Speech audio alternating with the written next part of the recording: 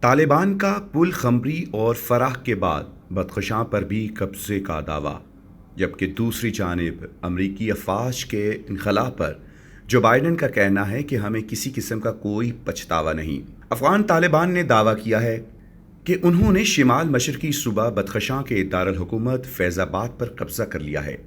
اگر طالبان کا دعویٰ درست مان لیا جائے تو یہ ایک ہفتے میں ان کے قبضے میں آنے والا 9واں شہر ہوگا۔